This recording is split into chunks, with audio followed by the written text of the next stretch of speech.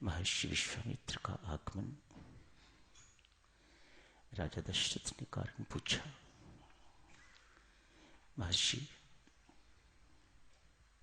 आश्रम छोड़, साधना छोड़, नगर में आगमन कैसे हुआ? महर्षि कारण बताते हैं। सिद्धाश्रम है, वर्षों से यज्ञ वहां सिद्ध नहीं हो रहा। राक्षस विघ्न बाधाएं प्रस्तुत करते हैं, यज्ञ खंडित हो जाता है।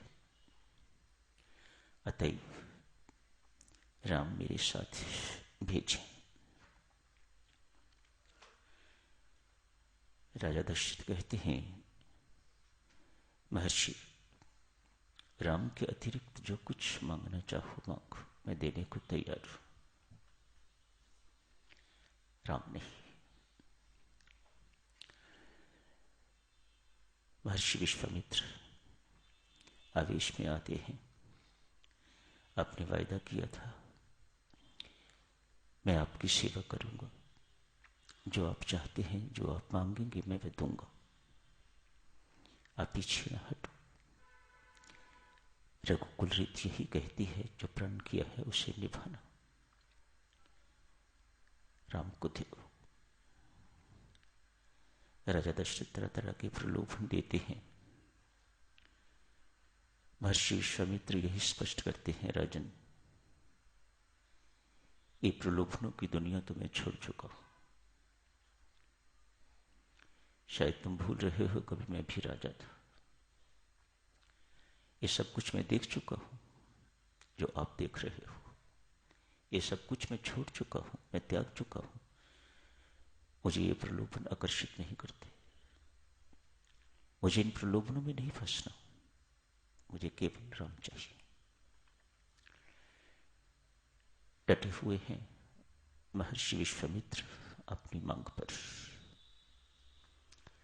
साधना की दृष्टि से, अध्यात्म की दृष्टि से साधुजनों इसी को तड़प कहा जाता है, इसी को ललायित होना कहा जाता है, जब राम के अतिरिक्त और कुछ नहीं चाहिए। आदमी सब कुछ को ठोकर मार देता है, सब कुछ त्यागने को, छोड़ने को तैयार है।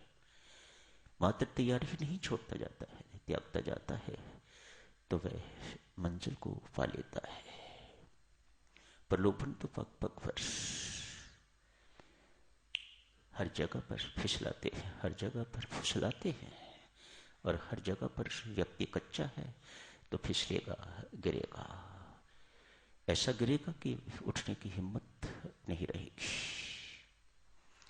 अतएव साधक सिद्ध अपने अनुभव से यही बताते हैं, इन प्रलोभनों से बचो। एक दृष्टांत के माध्यम से देखो देवियों सज्जनों। एक राजा निसंतान है, वृद्ध होने जा रहा है। राज्य का उत्तराधिकारी कोई नहीं है। मंत्रीगण सब मिलकर राजा के पास गए हैं, जाके सुझाव दिया, परामर्श दिया, राजन को उत्तराधिकारी चाहिए। कैसे ढूंढना होगा उत्तराधिकारी, कहां से ढूंढना होगा उत्तराधिकारी? मेरी तो अपनी संतान नहीं है। सबने मिलकर सलाह की, योजना बनाई। एक विशाल मेला रचा गया है।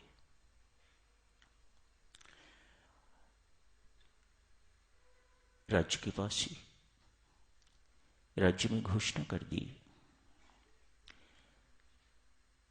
इस मेले में मैं छिपा हूं।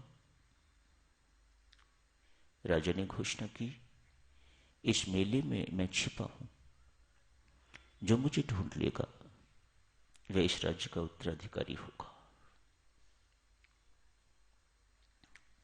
ऐसे भी होंगे जिन्होंने जिंदगी में कभी राजा को देखा भी नहीं होगा। कितने ऐसे हैं जिन्होंने राष्ट्रपति को यह नहीं देखा, प्रधानमंत्री को यह नहीं देखा, फोटो देखी है उनकी, उन्हें तो नहीं देखा। राज्य में भी ऐसे अनेक होंगे जिन्होंने राजा को कभी देखा तक नहीं, पर राजा की घोषणा है, जो मुझे पहचान जाएगा, जो मुझे पा जाएगा, जो मुझे ढूंढ लेगा, वह इस राज्य का उत्तराधिकारी होगा। ह्यूज फेस्टिवल, बड़ा विशाल मेला लग गया है। राजा छिप गए।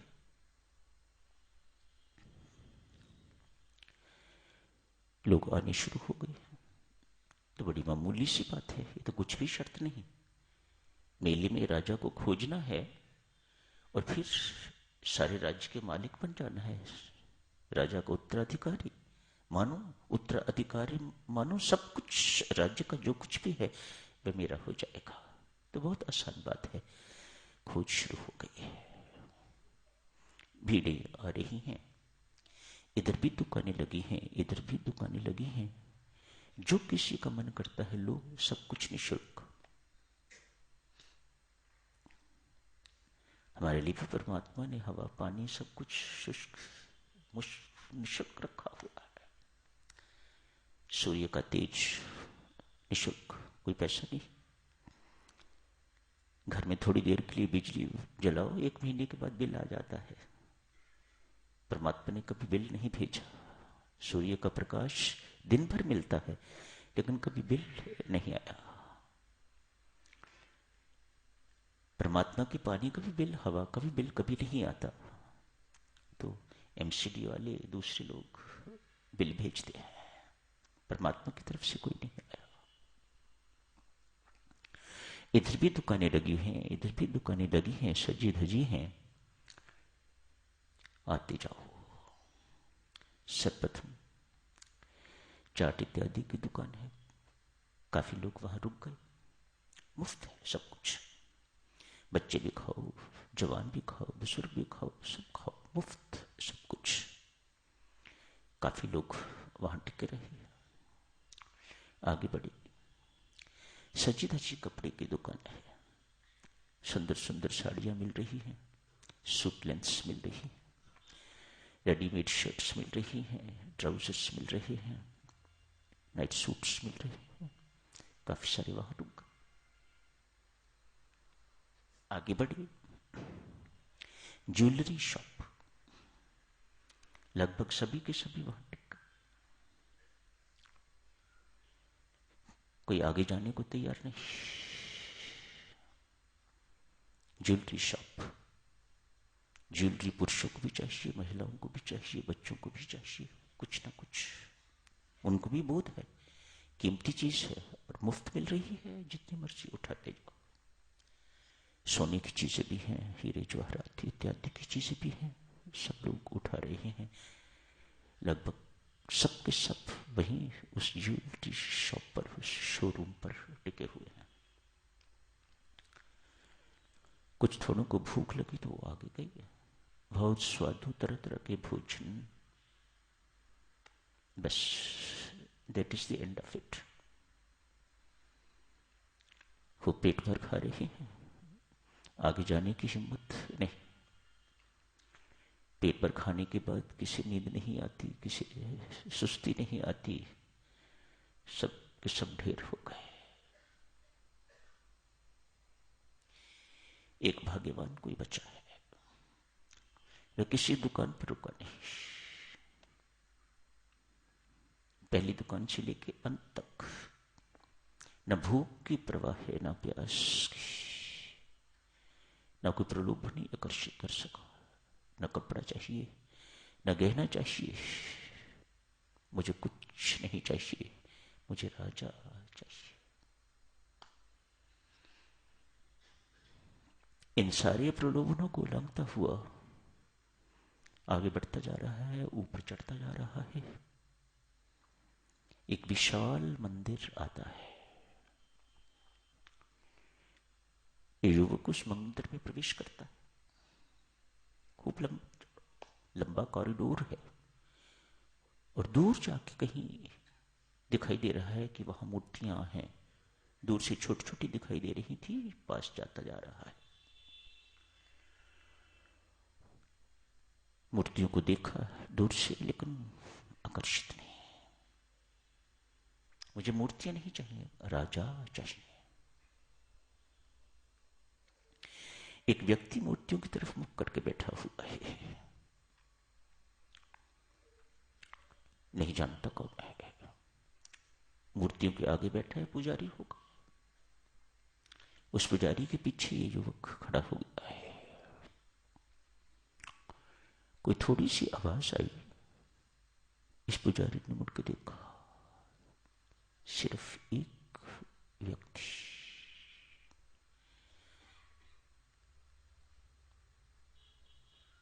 युवक ने देखा, मन ही मन सोचा, कहीं यही राजा तो नहीं जो पुजारी बन के यहां बैठा हुआ है। पूछ लिया, आप पुजारी हैं या राजा? कहा हूं तो राजा, पर इस वक्त पुजारी हूं। उत्तराधिकारी घोषित कर दिया। उत्तराधिकारी अर्थात मालिक। मेरे सारे राज्य, मेरी सारी वस्तु, मेरी सारी प्रजा का मालिक। मात्र राजा को ढूंढने पर, राजा को पा लेने पर। संसार भी मेरी माता और साधक जनों एक बहुत विशाल मेला है। तरह तरह की हाटें, तरह तरह की बातें यहां लगी हुई हैं। कोई परिवार में खो गया, कोई व्यापार में खो गया, कोई एक्सपेंशन में खो गया, कोई एक्सटेंशन में खो गया, कोई नौकरी चाकरी में खो गया।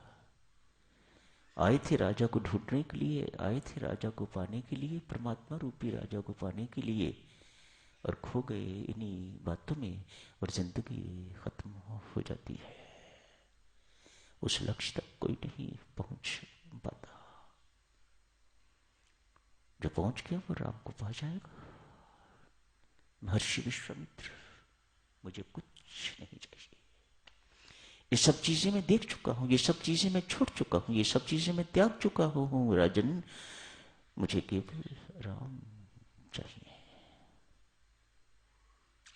जिसे कुछ नहीं चाहिए, राम उसके पीछे पीछे चलते हैं। कल भी आप जिसे अर्ज की थी, जिसे कुछ भी चाहिए उसे वह कुछ तो मिल जाएगा, लेकिन राम नहीं। राम तो उसी को मिलते हैं जिसे कुछ नहीं चाहिए। उसे राम अपने आप को दे देते हैं।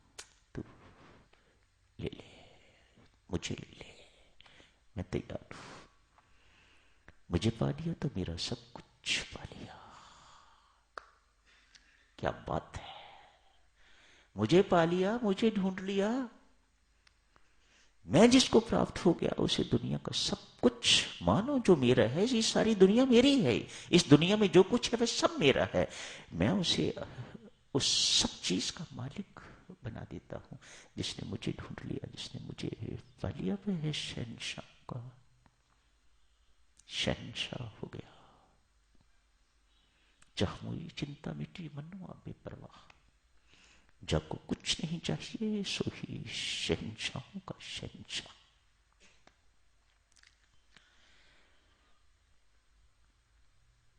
महर्षि विश्वामित्र प्रभु राम और लक्ष्मण को साथ ले गए हैं। ताड़का का वध कर दिया है। आज के प्रसंग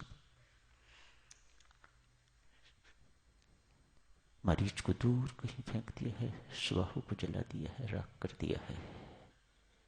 सिद्धाश्रम में जो यज्ञ इतने वर्षों से रुका हुआ था, आज सिद्ध हो गया, संपन्न हो गया। कब?